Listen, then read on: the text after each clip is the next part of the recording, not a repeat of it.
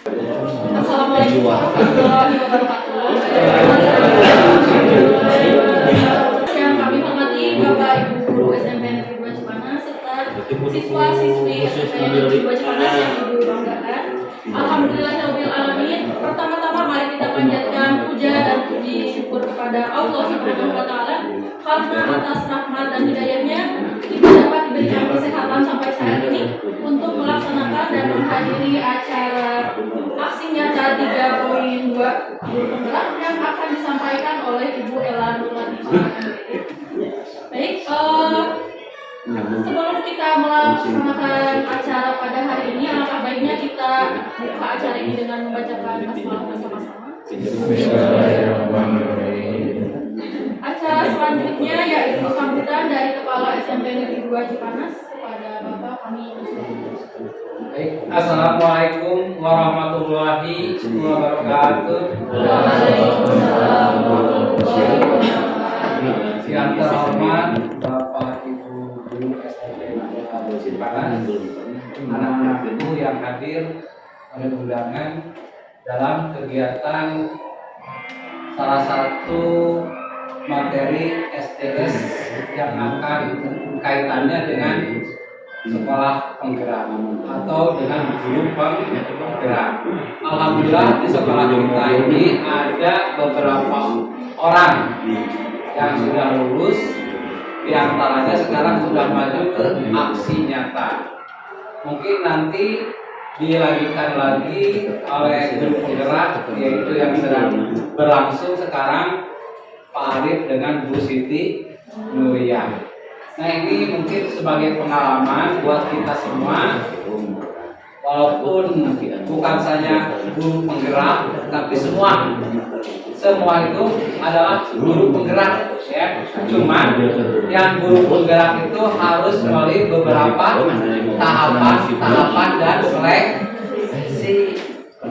Tapi Bapak Ibu juga itu tidak menutup kemungkinan sudah include menjadi guru penggerak kalau ingin bergerak, kalau ingin punya komitmen sebagai guru, karena kita sebagai guru segala sesuatu juga guru itu harus memberikan suatu pencerminan yang baik teladan terhadap semua warga yang ada di sekolah. Siapa saja? Nah, dalam istilah SDS ini ada dua unsur, biotik dan abiotik. Biotik bukan dari bahasa biologi saja, ya, ada yang bisa biologi. Kalau biotik biasanya urusannya dengan kehidupan yang ada makhluk hidup, siapa ya? Unsur hidup, ya. Kalau abiotik adalah benda mati. Nah, dalam pembelajaran kegiatan sekolah juga ada yang istilah SDS, sumber daya sekolah digali. Nah, dari SDS ini mana yang disebut abiotik dan di mana yang disebut unsur anbiotik. Nah, biasanya nanti lebih jelas lebih kalau abiotik kita nih dari siswanya, gurunya, kepala sekolahnya, ya kendik lah. Itu unsur. Mungkin kalau ada yang ahli biologi itu lebih tahu lah, ya.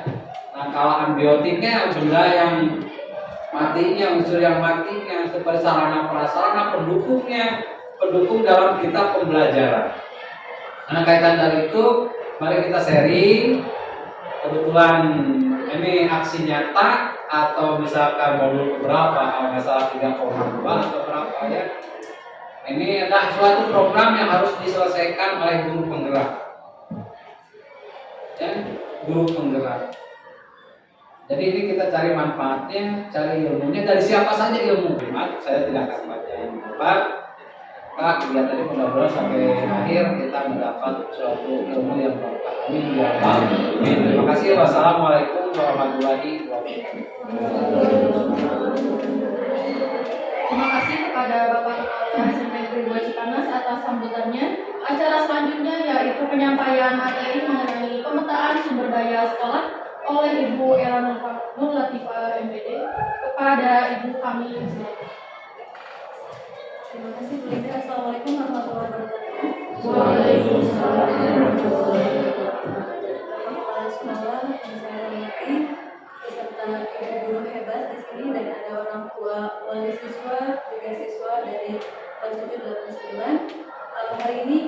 mengkaji dan akan menetapkan, mengidentifikasi dari aset-aset yang dimiliki oleh sekolah dan di luar sekolah yang bisa kita ambil manfaatnya dalam proses pembelajaran. Saya izin dulu. Yang pertama di sini ada ekosistem dari sekolah itu sendiri. Ekosistem sekolah ini dibentuk dari interaksi antara faktor biotik yang tadi sudah Bapak jelaskan, yaitu unsur yang hidup, dan abiotik, unsur yang tidak hidup. Untuk biotiknya sendiri di sini ada murid, ada kepala sekolah, guru, staf, dan tenaga kependidikan, pengawas sekolah, komite atau orang tua wali murid, masyarakat sekitar sekolah, ada dinas terkait, dan pemerintah daerah yang memberikan kebijakan. Untuk unsur abiotiknya sendiri di sini ada keuangan, ada sarana dan prasarana, lingkungan dan alam yang ada di sekitar sekolah. Oke, dalam keduanya di sini ada pendekatan dalam menyelesaikan masalah dari sumber daya yang muncul. Ada dua pendekatan, yaitu pendekatan yang berbasis kekurangan dan pendekatan yang berbasis aset. Untuk pendekatan yang berbasis kekurangan itu sendiri, dia lebih memusatkan perhatian pada apa yang mengganggu, apa yang tidak berfungsi dengan baik, apa yang kurang. Kalau untuk yang pendekatan berbasis aset itu lebih ke cara kita menemukan hal-hal atau potensi baik, potensi yang bisa kita gali dari unsur biotik dan abiotik yang ada di sekolah. Ini untuk perbedaannya, perbedaan yang kekurangan dan berbasis aset.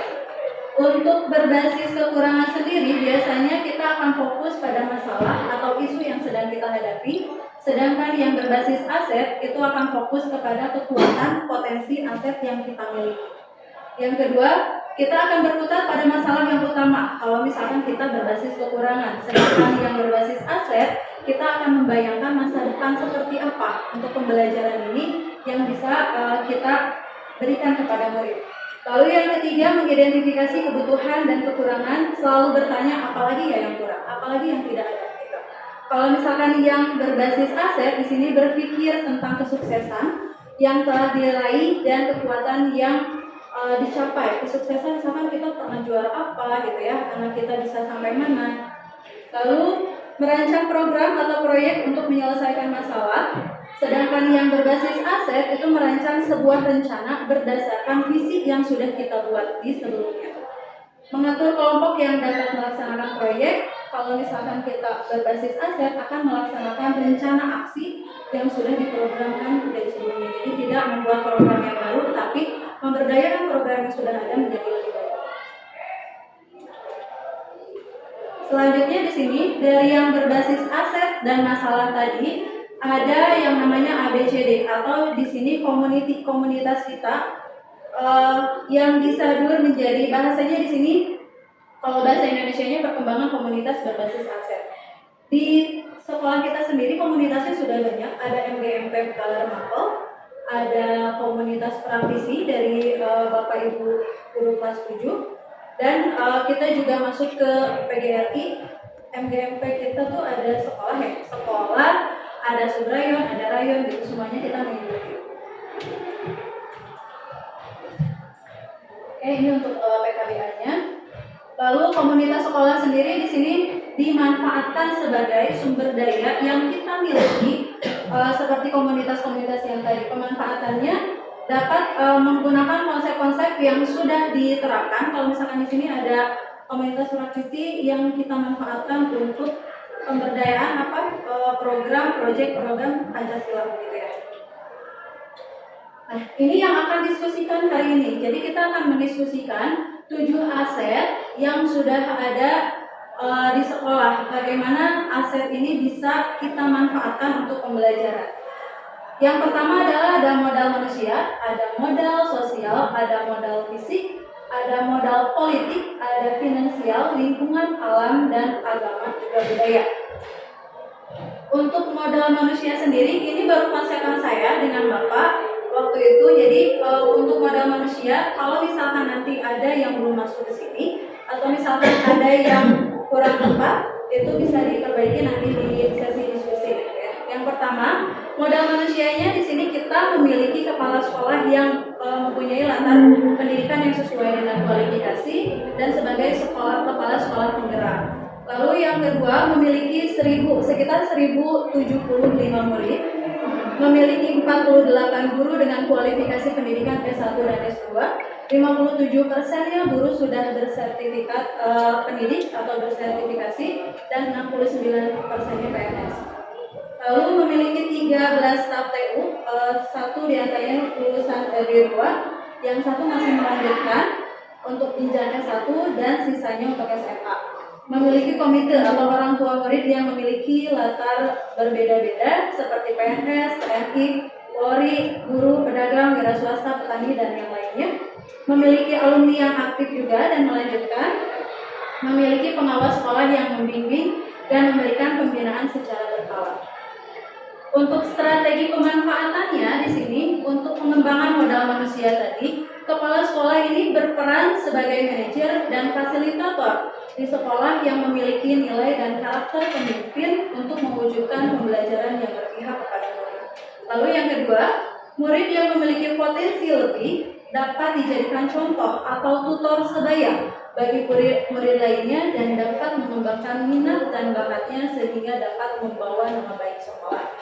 Guru yang mampu berkolaborasi dengan baik selalu mengembangkan dirinya sebagai pemimpin pembelajaran, memiliki kompetensi di bidang tertentu, dapat melakukan bimbingan kepada murid atau teman sejawat sebagai narasumber atau menjadi agen perubahan bagi lingkungan sekolah dan sekitarnya.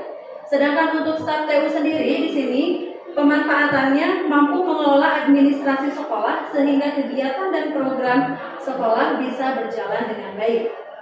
Komite dan orang tua atau masyarakat sekitar yang tadi beragam itu mempunyai potensi dapat dijadikan narasumber juga untuk menguatkan materi secara kontekstual di kelas bahkan di lingkungan sekolah juga. Untuk pengawas di sini berperan sebagai pengontrol, menilai dan mengevaluasi jalan dari proses pendidikan.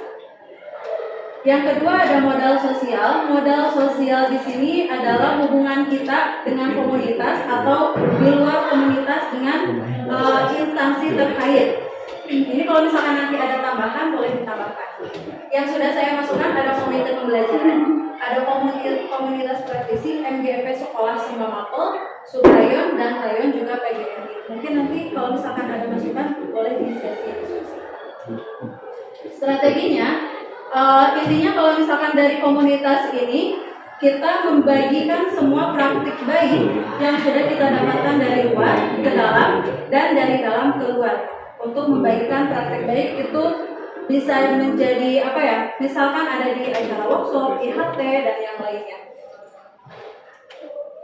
Untuk modal fisik sendiri, di sini ada gedung sekolah yang nyaman dan permanen, ada ruang kepala sekolah, guru, staf TU, kurikulum, sarana kesiswaan, BK, lalu ada proyektor, ada wifi. Di sini yang kita bisa gunakan juga.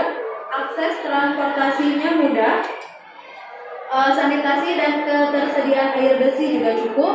Ada musola, laboratorium IPA, komputer, ada koperasi, kesenian UKS, ada pos keamanan, kantin, dan lahan ketahanan pangan. Ada taman sekolah, perpustakaan, lapangan upacara, ruang rapat, dan aula terbuka. Strategi pemanfaatannya dari semua fasilitas tersebut adalah dia bisa digunakan untuk proses pembelajaran mau itu di dalam atau di luar ruangan. Modal lingkungan atau alam, di sini daerah yang saya masukkan daerah pegunungan, mempunyai udara yang bersih, udara yang sejuk. Daerah pariwisata juga, kita dekat dengan Kebun Raya Cibodas, Istana Kepresidenan Cipanas, ada mini soccer juga, ada 2 SD di sini, ada Tegalega 1 dan Tegalega 2, ada Yon Armen 5, Polsek, Pacet, villa atau resort di dekat kita, ada hotel juga dekat dengan rumah sakit, desa, kantor pos, pesantren, masjid, dan sungai. Strategi pemanfaatannya, kalau misalkan lokasi pedesaan di sini pegunungan memudahkan murid untuk mengenal alam dan peduli pada lingkungannya. Lalu berkolaborasi dengan perangkat desa ataupun pengurus administrasi keperluan sekolah yang berhubungan dengan kedinasan. Terdapat 2 SD di sini yang 90% dari SD tersebut masuk melanjutkan ke SMP kita.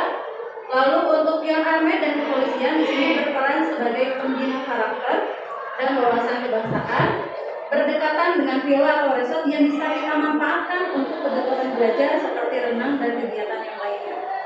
Lalu ada tempat wisata untuk wawasan dan bekerja sama untuk menyalurkan lulusan dari sekolah kita. Yang kelima ada modal finansial. Modal finansialnya yang saya ketahui saja ini ada bantuan operasional sekolah. Di sini ada BOS dan ada BOS kinerja juga, ada koperasi sekolah, ada kantin sekolah, ada murid-murid kita yang mendapatkan CIP dan PIP gitu.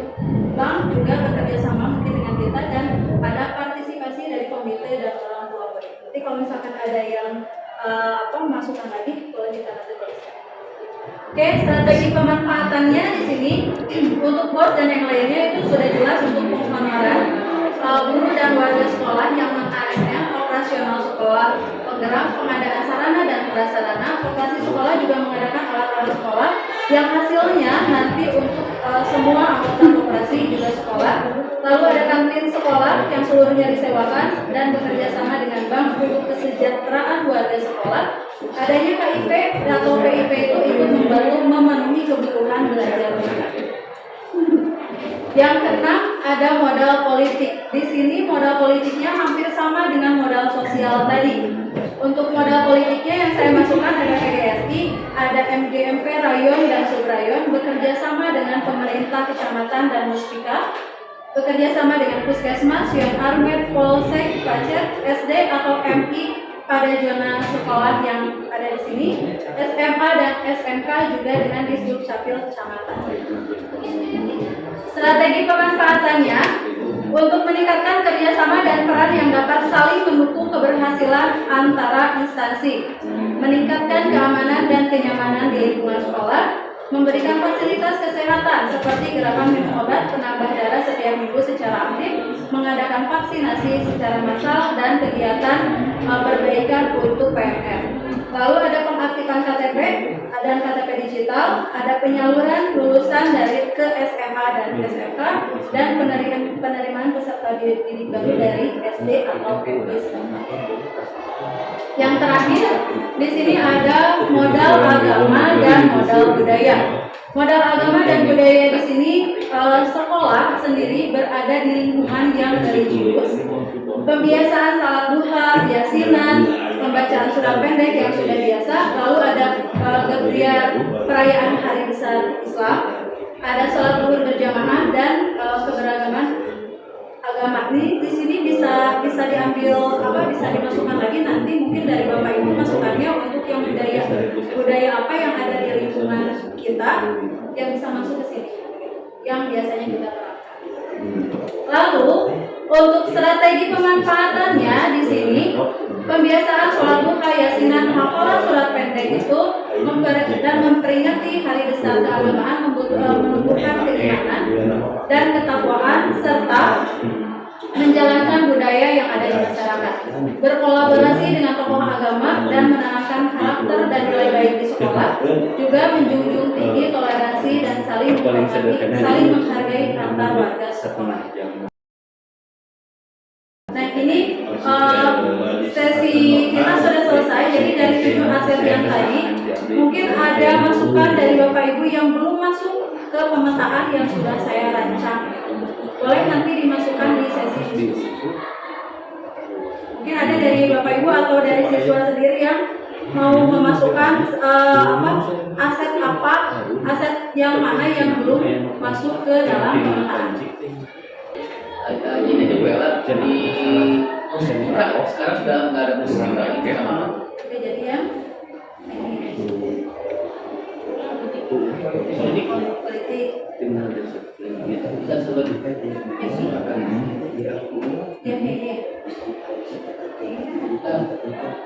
kalau nggak salah musika ini sudah jadi Indo terus Indo Ya, forum Nanti kita bisa ganti ya, bisa ganti yang ini. Nah, forum koordinasi pimpinan daerah itu bukan musyawarah mobil di bawah ya. mobil misalnya dari Jadi mobil Untuk strategi pemanfaatannya masih sama. sama forum ya, bukan musyawarah juga forum. Udah boleh. Ada lagi dari Bapak Ibu, ada lagi yang ditambahkan untuk modal politiknya. Mungkin saya kurang tahu kalau kesiswaan biasanya kan ada dari bekerja sama dengan pihak mana begitu. sore di Asrandul MUI masuk ke sini tidak? Forum dulu. Masuk ya. Jadi ini tidak lagi ada yang masuk. Sebetulnya polsek pasti itu masuk ke forum dulu sebetulnya. Polsek yang army belum. Koramil itu Yang ini mau kita jelaskan satu sekali. kalau enggak koordinasinya kita hilangkan saja. Tinggal nambah yang ada sudah masuk tapi ini satu Koramil. Jadi ketiganya hilang, sama saya sekali Koramil. Kalau misalnya yang ini hilang berarti tadi Masuk ya Koramil MUI. Desa belum ada tulisan. nanti yang di sini yang di modal politik. Kalau modal politik itu yang modal sosial bisa dimasukkan di dalam modal sosial, modal politik. Ini sih Tentunya Bu, kalau saya ke SD itu tidak masuk modal politik, hanya modal sosial. SMA sebetulnya modal sosial bukan modal politik. Oh jangan lupa itu. SMA juga bukan politik tapi sosial. yang tidak di bawah ini, di awalnya yang tiga tadi di bawah, dia masuknya ke Modal sosial. saya mau soal ini wajah itu kalau yang ada Sosial. sosial, Sosial. Kalau itu ada harusnya, kalau itu ada hal-hal yang memang diaturkan oleh Bapak Ibu dan politik. Kalau sosial tidak ada tidak ada efek langsung ke kita. Ya, itu ada. berarti bisa dimasukkan ke modal sosial yang tidak Ya, sebenarnya besar ini masuk sosial. Tapi beras, Rin sekarang ya. Rin beras. Rin itu masuknya ke politik, Ke sosial. ke sosial. Ya, yang dia.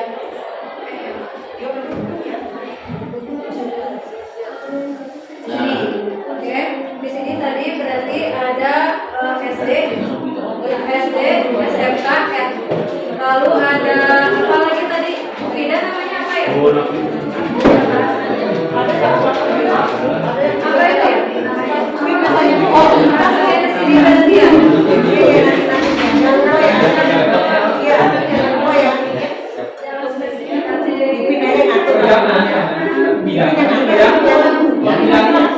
Iya, bidang jadi masukkan komunitasnya.